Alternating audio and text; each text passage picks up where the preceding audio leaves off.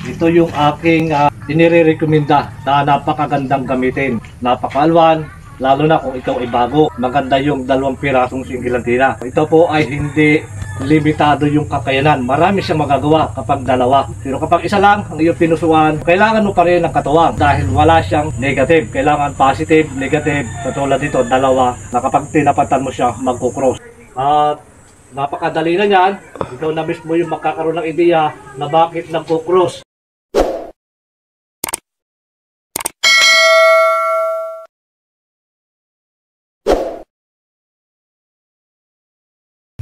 Isa mapagpalang araw po at magandang buhay sa atin pong mga kababayan, sa atin pong mga katiits, saan man dako ng Pilipinas, saan man dako ng mundo. Ito po yung pinusuan ng ating katiits mula po sa Zamboanga del Sur. Ito po yung long range locator, single antenna, na ito po ay bala-bala. O ano pa rin po yung ating ibabala, yun po yung ilulocate o hanapin po ng ating 2 single antenna. So yun yung mga katiits, yung kagandahan na kapag 2 pirasong single antenna, dapat mo siyang balahan at nakadepende na yan sa iyo kung ano po yung iyong ibabala, kung ano po yung iyong hahanapin.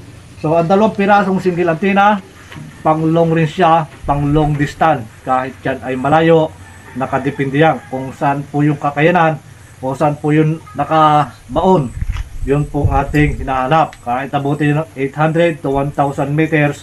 So nakadepende pa rin po yan kung yan po ay medyo malayo. So yun po yung kakayanan na magagawa po ng 2 pirasong single antenna. So ito mga katiits, mga kababayan, ang 2 pirasong single antenna ay nagkukross siya at umiikot kapag isa ang ginamit mo, na ipag-estimate mo ng lalim manual at may paghanap mo ng entrance tunnel, exit tunnel, close tunnel at sucker deposit. So yun yung kagandahan na kahit napakaliit na ring o ano pa man yung bagay na ating hanapin ay may kakayanan po na makapagturo. Ito po ang ating 2 single antenna. So meron po ako dito mga katiits na ibabala.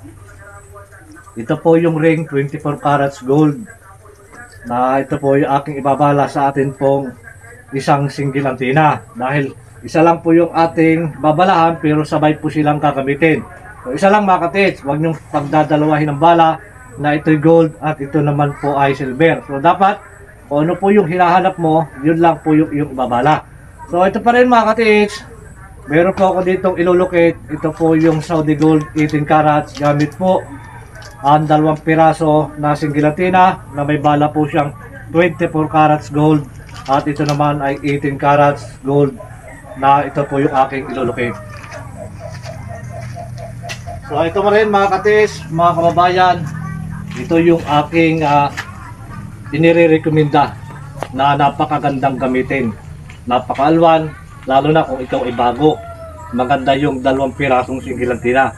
So ito po ay hindi limitado yung kakayanan. Marami siyang magagawa kapag dalawa.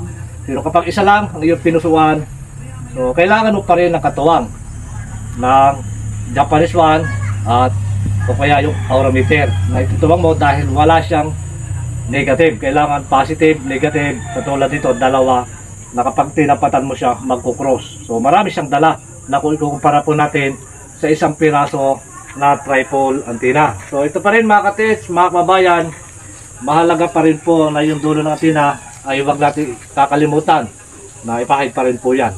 So ito pa rin, pag tinas po natin mga kababayan, practice lang, aral-aral lang, at kailangan sikapin niyo po na kayo ay matuto sa pagpapagalaw. So may mga pamamaraan po tayo dyan, may tamang proseso kung paano po ginagamit ito pong ating single antenna. So ito pa rin mga katiits, mga kababayan, kung paano ko ginagawa, pwede naman niyo po ako tularin, wala namang mawawala doon. So ito pa rin, pag itinaas po yan, pag tamang taas, yan, doon na po agad dyan tuturo. So pag itinaas mo, taas, pundo, tungo na konti na, basta steady na yan, at hintayin mo na siya ay gumalaw.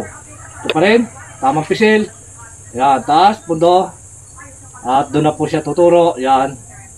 Ganyan po yung kakayanan na nakituturo agad yung 2 piraso natin single antenna. Yan, na hinihila po ng aura ng gold. So tutustusan lang natin, huwag po natin siya kukontrahin. Yan, yung pagkakaiba po, na kapag tinapatan mo na siya, siya po ay magkukross na. So doon pa rin po yung ating target, doon pa rin siya nagtuturo. Yan, kahit kaliwat kanan po tayo dyan, doon pa rin po talaga siya nagtuturo. So, hinihila po ng aura ng gold dyan, at kailangan tutos to sa lapo natin. So, hindi po natin dapat kukuntahin. Pa rin mga katiis, mga kabayan, yan, paglalakad po tayo dyan, automatic po yan na kailangan magtuturo po talaga.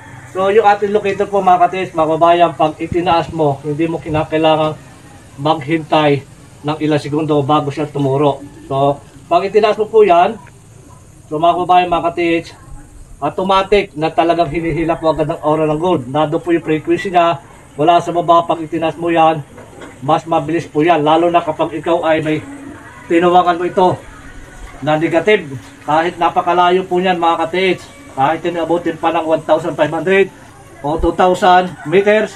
So ito pa rin, ang gagawin mo lang dyan pagka medyo malayo na yung nalulukit. So ito, huwag mo kakalimutan, itutok muna yan sa lupa. So ito po yung makapagpabilis lalo, at kahit napakalayo niyan, so yun yung kakayanan na magagawa po ng single antenna na mas mapabilis niya na mahahanap dahil nakatutok na ito mismo sa lupa. So ito pa rin mga katiis, kapag tinapatan po natin, ito pong ating target. So ganyan yan, talagang automatic na makukross po itong ating dalawang single antenna. So hindi ka na mahihirapan, at napakadali na yan. Ito na mismo yung magkakaroon ng ideya na bakit nagkukross itong ating dalawang single antenna doon mismo sa tinatapatan ng aura ng gold. So doon po lumalabas yung aura ng gold na kung saan po dyan nagkukross yung ating dalawang single antenna. Yun yung kagandahan talaga na kapag dalawang pirasong single antenna. So yan mga katiis, mga kababayan, muli pa rin, kapag isa ang ginamit mo, ito yung pagkakaiba na kapag isang piraso lamang. So dito po yung ating bala. Yan, pag itinas mo yan mga katiis, pag itinas mo po yan, automatic talagang tuturo po yun sa ating nilolocate. Yan, ganun siya kabilis, ganun siya ka-react. Talagang napakagaan dyan, napakadaling gamitin. Kailangan practice lang mga katiis. Huwag kayo mainip. Kailangan talaga ipagkalob sa inyo yung makapagpagalo kayo. Hindi dahil sa hindi kayo marunong, hindi dahil sa hindi nyo kaya. Pilitin nyo mga katiis. Yan na ipagkakalob po yan sa inyo na makapagpagalo kayo sa locator. So ganyan lang yan, kasimple. Curve na konti. Pag itinaas mo yan, nakakurve ka na kaunti. Ganyan yan. So kung paano po yung mga style na ginagawa ko, so ganun nyo lang gayahin. So hindi po yung dapat sa kanya. Kung ikaw professional na, pwede naman po yan.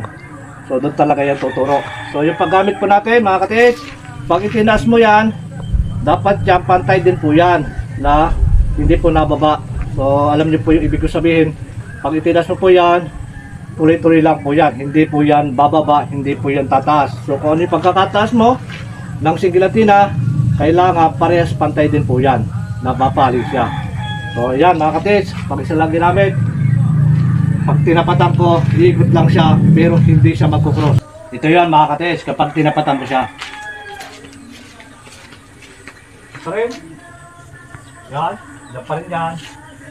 So maganda po yan. Talagang ito po yung akin nire-recommenda, lalo na kapag bago po kayo sa paghawak po ng mga gamit. So kalahating dangkal lang ito mga katiis ha.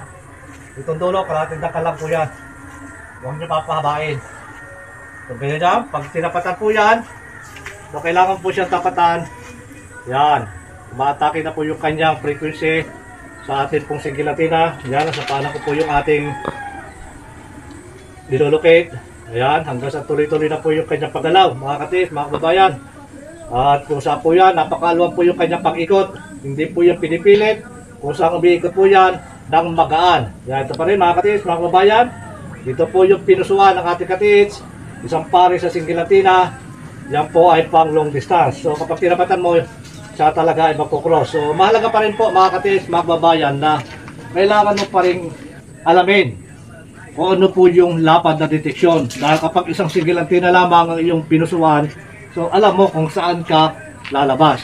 Lalo na kapag wala kang orometer, so dapat alam mo pa rin na kung saan po yung boundary ng atin po nilolocate. So mahirap talaga mga katiis, na lalo na kapag ka gusto mong malaman yung lapad na deteksyon. So pag umikot po yan, Pag halimbawa umikot po yan, pag ganun ka, hihintay mo lang na doon mawawala. So, mahirap pa rin po yung ganun. Kailangan, bago mo tapatan yan, o dyan mo po nalulukit yan, talagang aalamin mo, obligado, na aalamin mo po yung lapad ng deteksyon para alam mo yung boundary, alam mo yung pag-itan.